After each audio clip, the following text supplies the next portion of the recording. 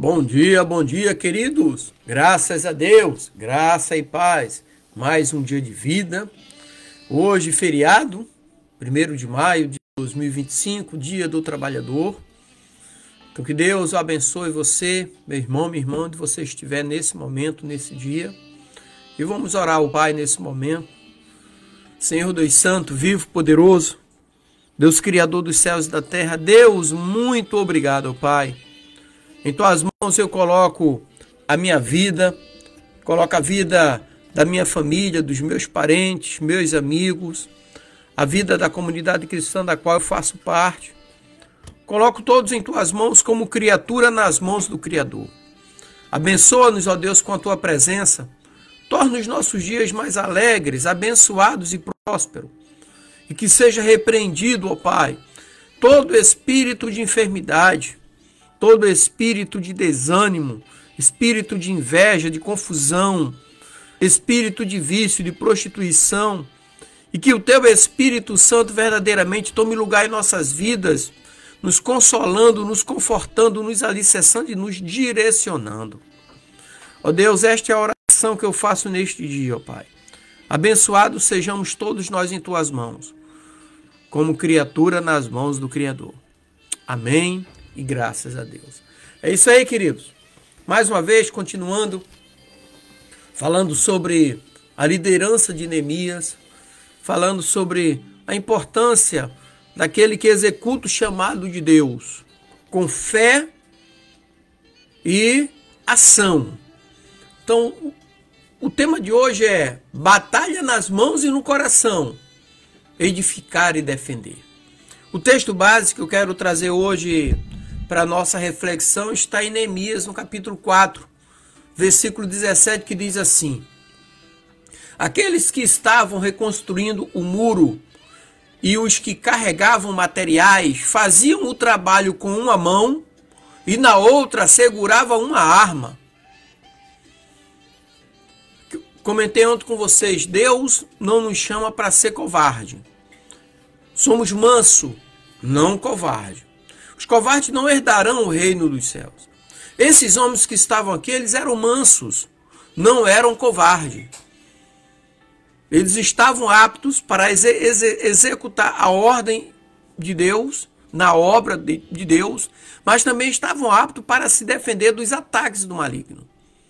De homens que estavam ali para destruí-los se eles dessem espaço.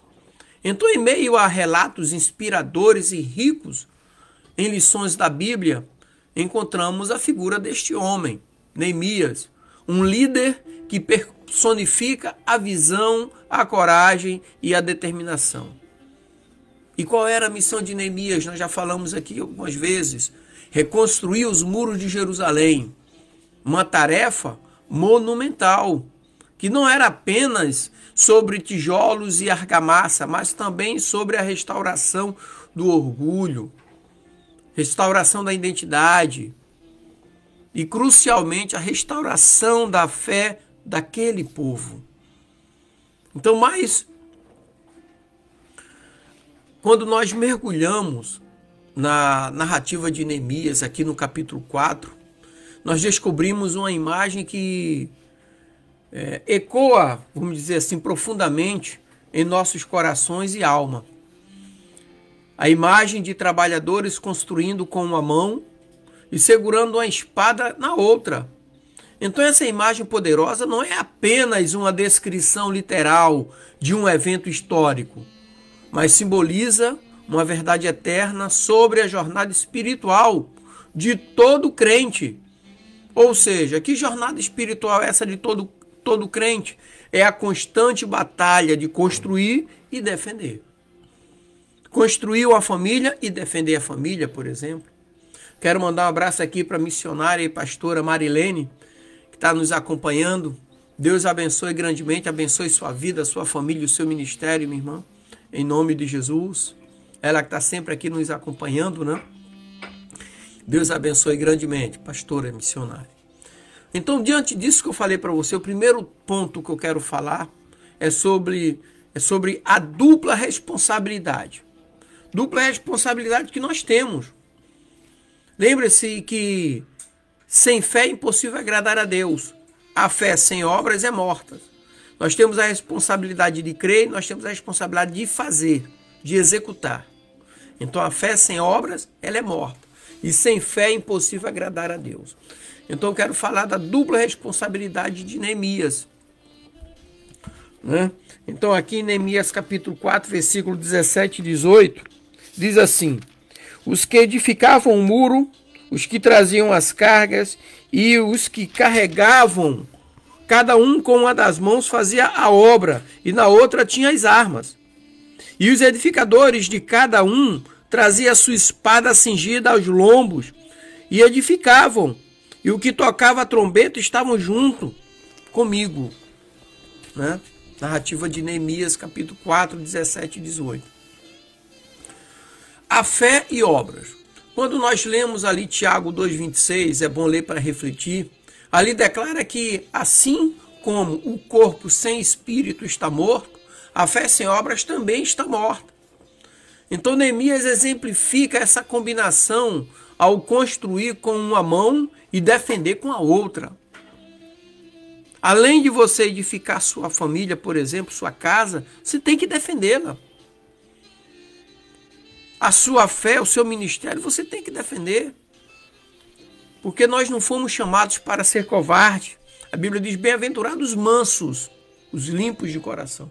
Esse povo era manso, mas eles estavam aptos a se defender. E também preparação para o confronto. Quando nós lemos Efésios 6, 14 ao 17, onde somos chamados, né, a nos revestir da armadura completa de Deus, ali é a preparação para o confronto. Quando nós lemos, quando Paulo descreve a armadura de Deus, ele descreve a armadura de um soldado. Ele está usando o capacete da salvação, o elmo, está usando a couraça da justiça, aquela capa, está usando o cinturão da verdade, está usando o escudo da fé, a espada do Espírito, sandálias do Evangelho da Paz. Ele está vestido para o combate. Né? Combate espiritual. Tem pessoas que querem vitórias, mas não querem o confronto. O confronto é inevitável, o inimigo ele vai te atacar. E eu sempre falo aqui, né? Satanás ele vai lutar contra nós no terreno dele. Qual é o terreno de Satanás na nossa vida? É as nossas falhas. As nossas fraquezas tornam-se o terreno de Satanás. São as brechas que nós abrimos no nosso muro. Assim como por isso que Neemias estava reedificando e tapando as brechas dos muros de Jerusalém. É proteção e segurança. Os muros de Jerusalém representavam proteção e segurança. Nós temos muros espirituais que representam proteção e segurança. Segundo ponto é chamada vigilância. Versículo 19 e 20. Então, está sempre alerta. A Bíblia diz assim, vigiai e orai sem cessar. Ou seja, está sempre alerta. Como em Pedro, primeira carta de Pedro, capítulo 5, versículo 8, onde somos aconselhados a ser sóbrios e vigilantes. Então Neemias instruiu o seu povo a estar sempre pronto para a batalha, para o confronto, vigiar e orar sem cessar. Aí vem a confiar na divina intervenção. Precisamos confiar sim.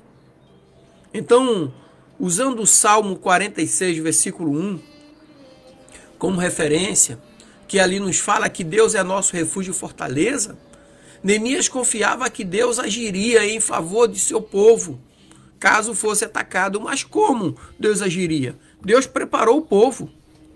Deus capacitou o povo. Como Deus agiu através de Davi para matar o gigante? Deus preparou Davi antes. Ele lutou com o leão, lutou com o urso. O leão, a agilidade do leão. O urso, a força do urso. Era isso que Golias tinha, agilidade e força. Então Deus preparou. Então que estejamos disponíveis para sermos preparados por Deus. Então Deus quer nos preparar para o confronto. Deus usou Neemias para preparar aquele povo para o confronto. Terceiro e último ponto que eu quero falar aqui nessa manhã é a persistência na missão. Neemias 4, 21, 23. Então ali exige-se uma dedicação inabalável. E quando nós refletimos na primeira carta de de Coríntios, capítulo 15, versículo 58, ali nós somos incentivados a permanecermos firmes e inabaláveis, sempre abundantes na obra do Senhor.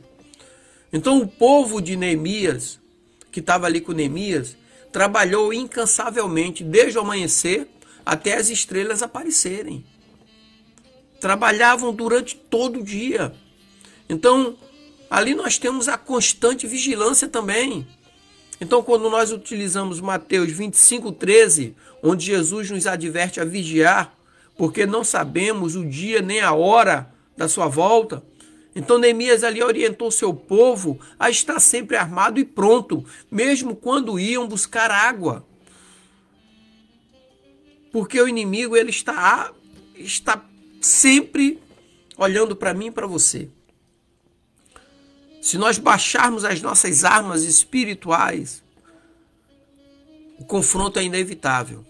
E sem as armas espirituais, nós somos vulneráveis. E pessoas vulneráveis caem na batalha.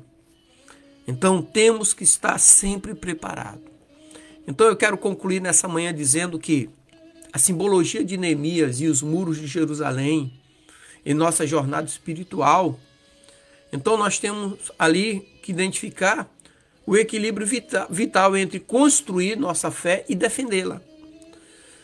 Ou seja, um chamado para que cada crente avalie as muralhas de sua vida, garantindo que estejam sendo edificadas e defendidas com igual vigor e determinação. Reconstruir, construir e defender. Deus chamou aquele povo para construir, reconstruir e defender. Deus nos chama para construir, reconstruir, porque em algum momento tem avarias, problemas acontecem, enfraquecem as muralhas, mas Ele nos chama para construir, reconstruir e defender nossas muralhas espirituais. Amém? Então, meus queridos, que Deus continue derramando da sua misericórdia sobre nós. Se nós chegamos até aqui, é porque a misericórdia do Senhor renovou-se nesta manhã. E a misericórdia do Senhor é a causa de nós não sermos consumidos. Esse Deus glorioso, Ele continua falando aos nossos corações através da sua palavra. Então que possamos fazer o que Jesus falou. Buscai nas Escrituras, porque julgais ter nela a vida eterna, e é ela mesma que testifica de mim. Disse Jesus, nosso Salvador e Senhor. Amém? Deus abençoe, graça e paz. Tenha um feriado abençoado em nome de Jesus.